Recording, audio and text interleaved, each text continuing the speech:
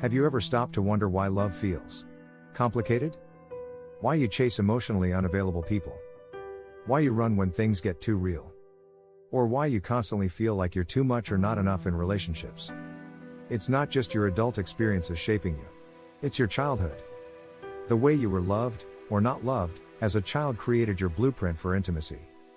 So today, we're breaking down how those early bonds silently shape your love style as an adult. You're not broken. You're just repeating what you learned. Let's talk about it.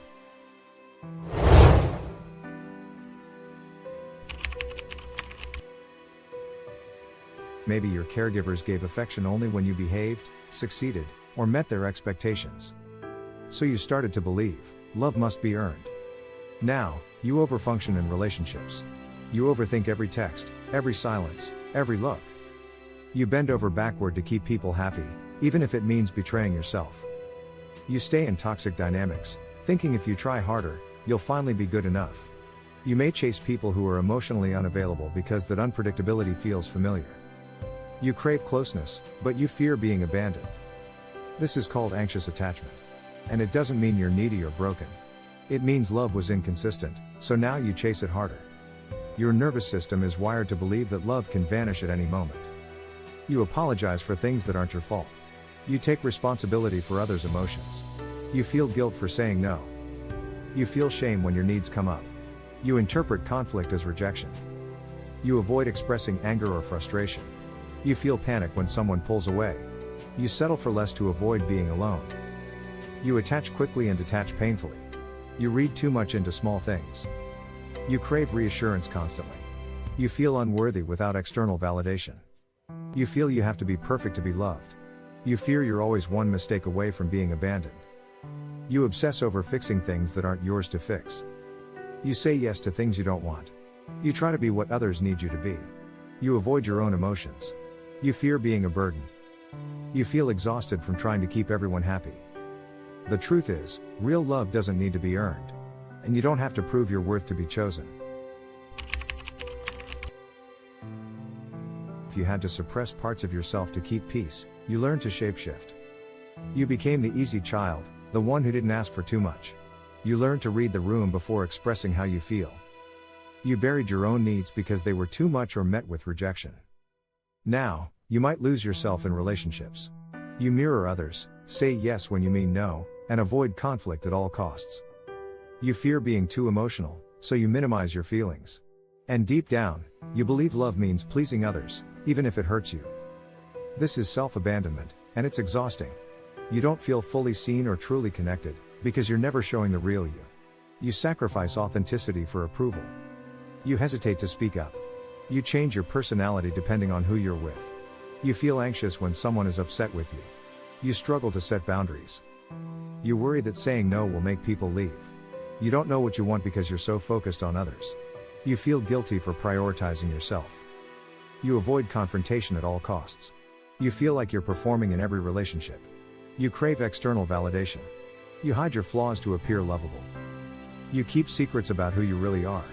You try to fit in even when it doesn't feel right. You're constantly exhausted by pretending. You fear rejection for showing the real you. You struggle to trust others with your vulnerability. You feel disconnected from your own emotions. You downplay your accomplishments. You over-explain yourself. You fear that being your true self isn't enough. But true love doesn't require shrinking. You deserve to be fully loved. As your full self.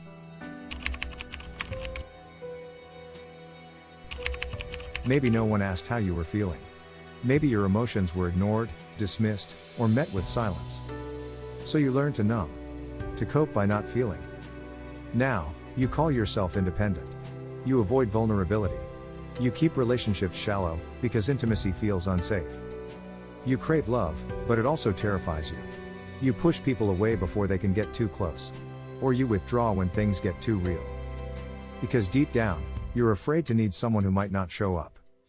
This is avoidant attachment. And it's not because you don't care. It's because needing someone once hurt you. You struggle to express your emotions. You feel overwhelmed by intimacy. You retreat when others get too close. You avoid talking about your past. You believe needing others is weak. You keep conversations surface level. You end things before they can get serious. You feel safer alone than connected. You're quick to shut down emotionally. You don't trust others with your pain. You dismiss your own feelings. You stay busy to avoid emotional reflection. You downplay your needs. You minimize affection. You feel awkward giving or receiving comfort. You view emotional needs as annoying. You rarely ask for help. You feel uncomfortable being vulnerable.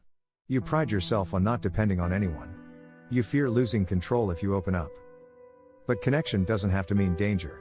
You can relearn safety, with the right people.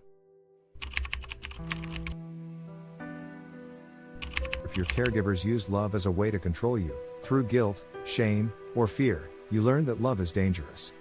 Some kids adapt by rebelling. Others by rescuing. Either way, your nervous system equates love with power struggles. Now, you might find yourself attracted to intense or chaotic relationships. You expect drama. You mistake intensity for intimacy.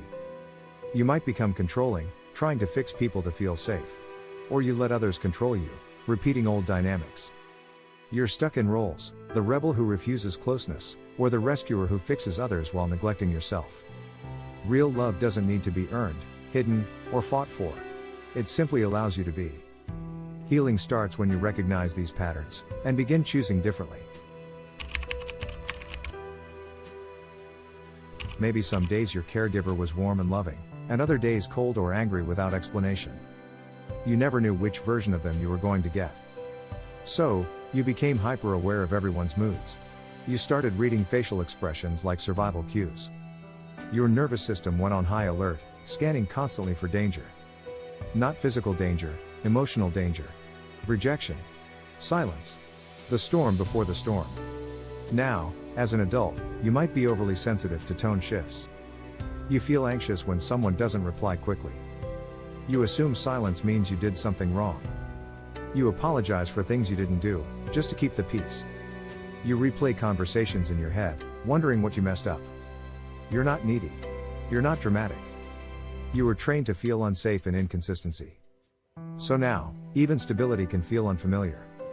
You crave constant reassurance. You fear abandonment even in healthy relationships. You struggle to relax emotionally.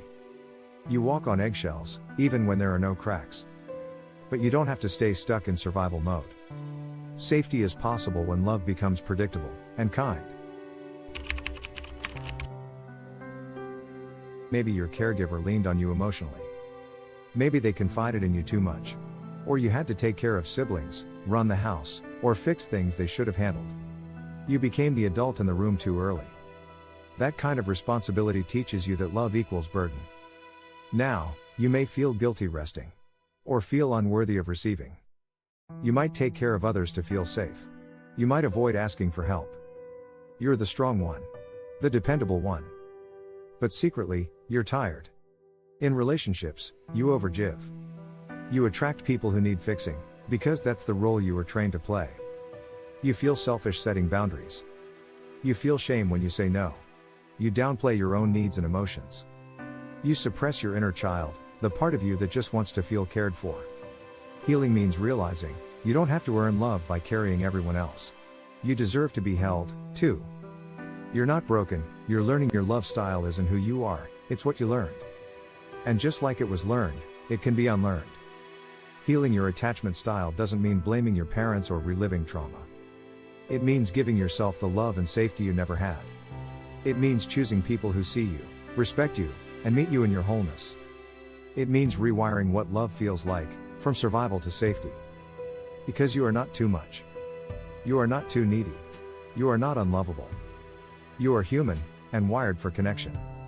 And when you finally feel safe, you'll stop chasing love that hurts.